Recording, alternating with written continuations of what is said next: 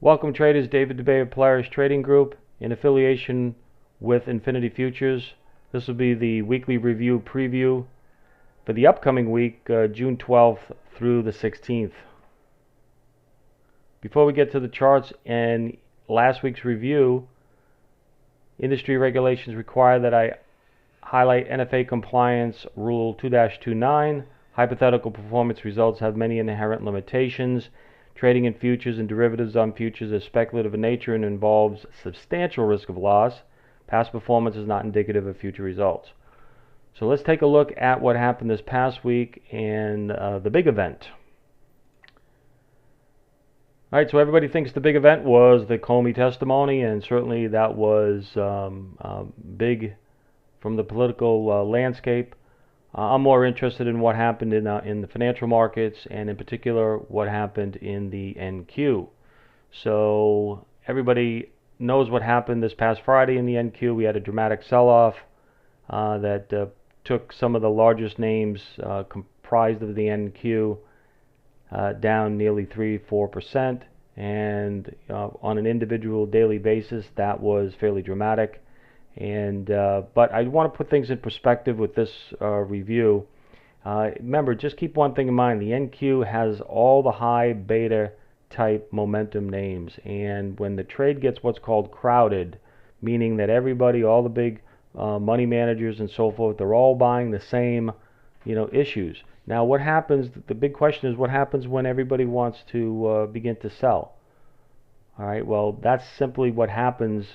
And what happened here this past Friday, where something started, maybe it was the failure to make a new high or continuation of a new high, and then taking out a couple key support points.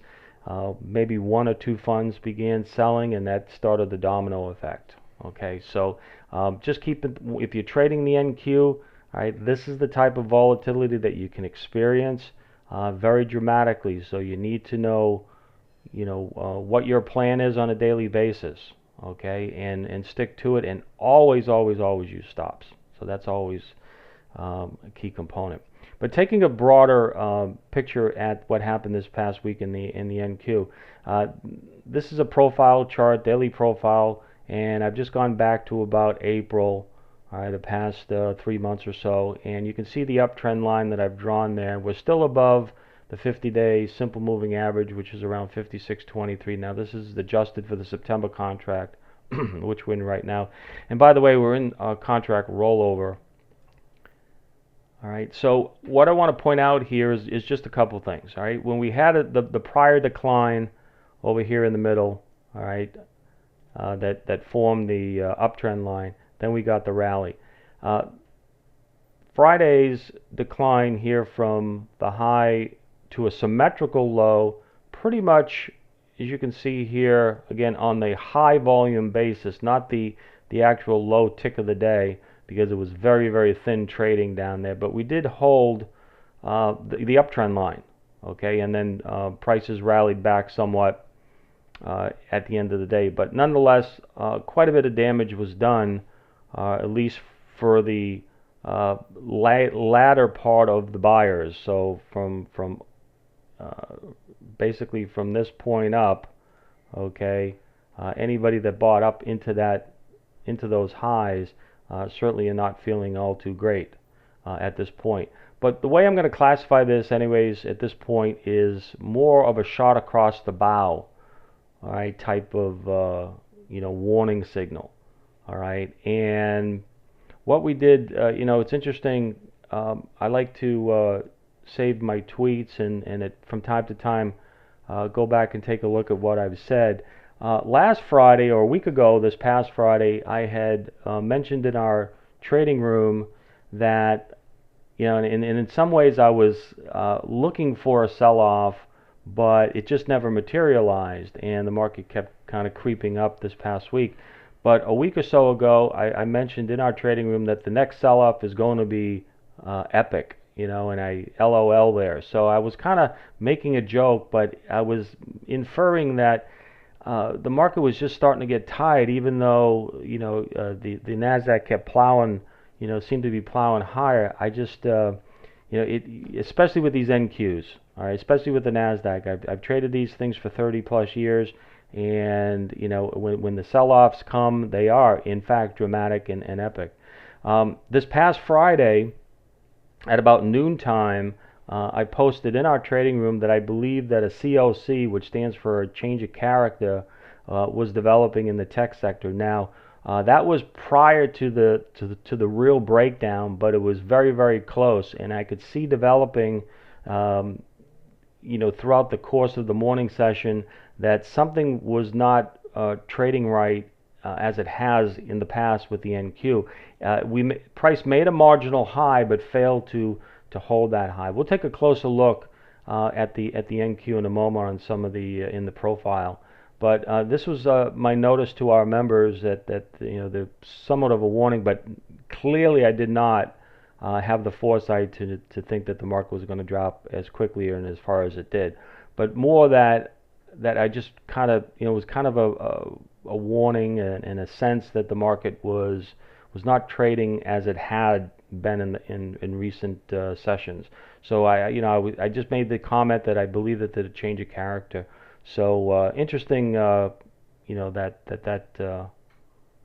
30 years, I would call that more intuition than a specific signal of any way. So that said, what I would be looking for perhaps this week is somewhat of a reaction bounce to perhaps develop sometime during the course of the week. Keep one thing in mind: that tops do not develop with a dramatic drop like this. And even though, again, the drop still is holding the long-term uptrend line, so keeping things in perspective, things are still bullish in the Nasdaq. Though, again, classification here, as far as I'm concerned, it's a shot across the bow, and I think the bigger funds will start looking a little bit closer on any relief rallies to come in.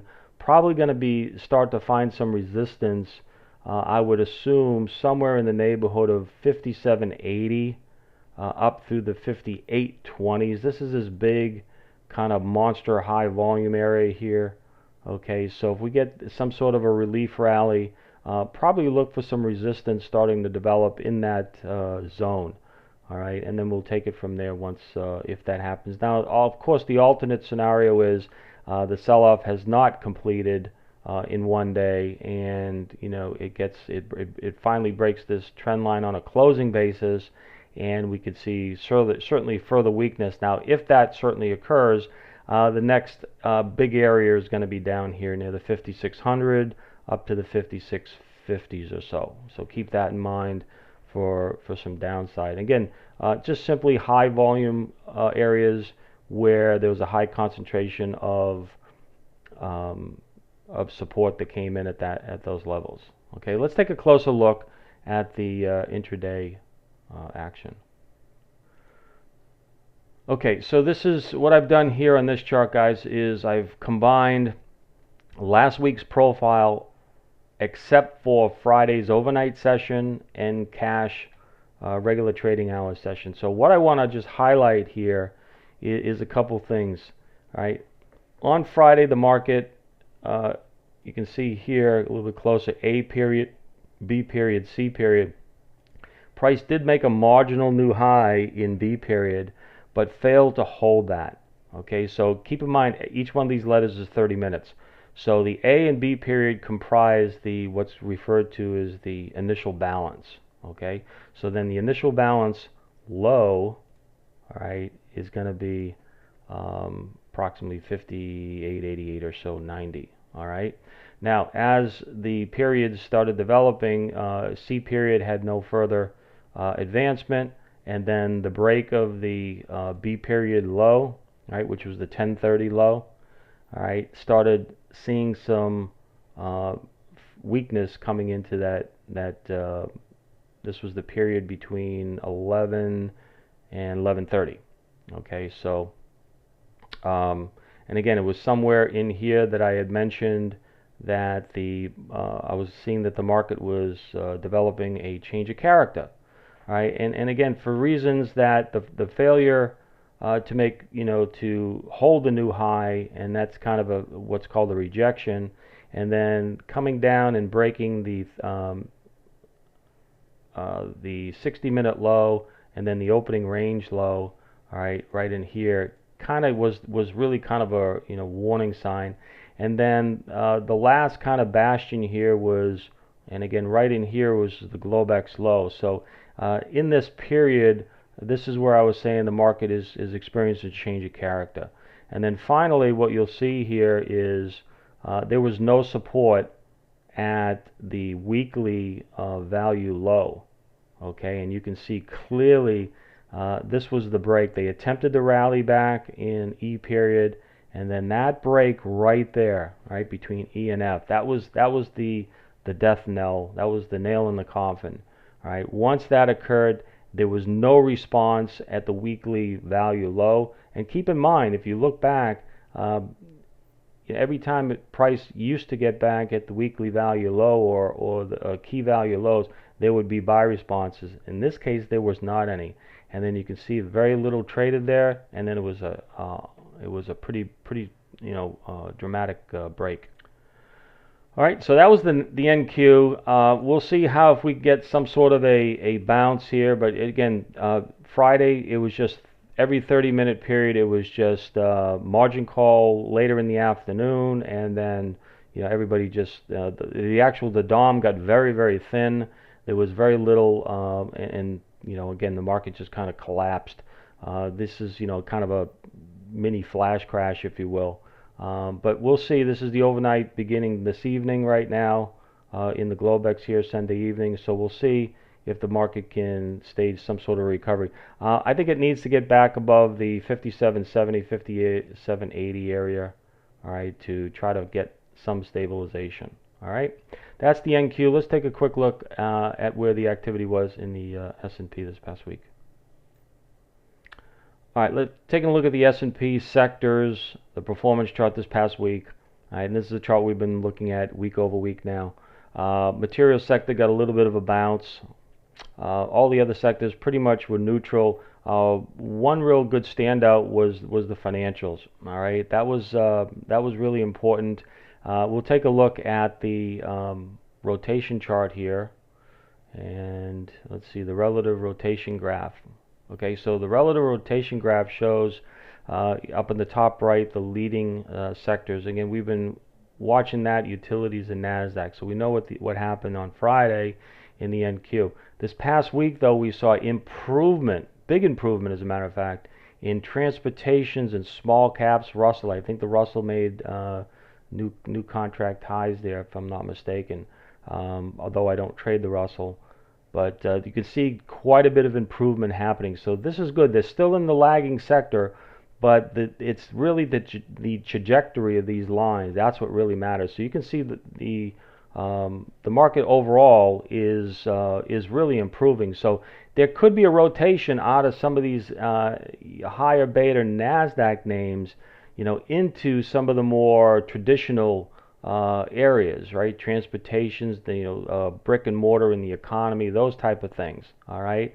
So again, this is something worth paying attention to over the next few weeks.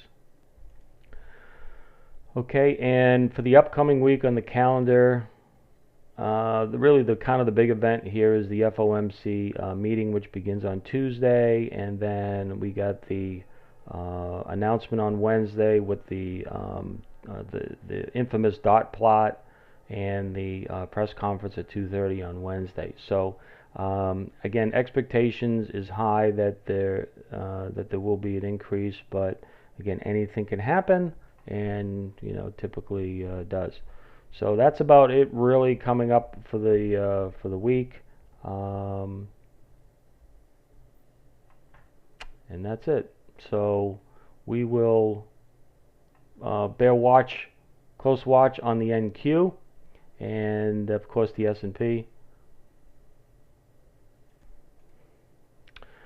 All right, so if there's anybody interested in taking a free trial with us that has not recently, we'd love to have you stop by, take a look. We offer much more detail. This is just general overview of the past week and the upcoming week. But we offer much more detail on a daily basis with our daily trade strategy, and we offer that complimentary to our guests during their visit with us. Visit us at polaristradinggroup.com /free trial for signing up to visit with us. And you can reach me if you have any questions, David at polaristradinggroup.com, or contact Patrick Zielbauer or your Infinity Futures representative for further info. Thanks very much, everybody. Have a great trading week, and remember, keep stops in place. Always trade with stops, all right, and trade your plan. Thanks very much for listening, and enjoy the rest of your week, and good trading and good profitable week.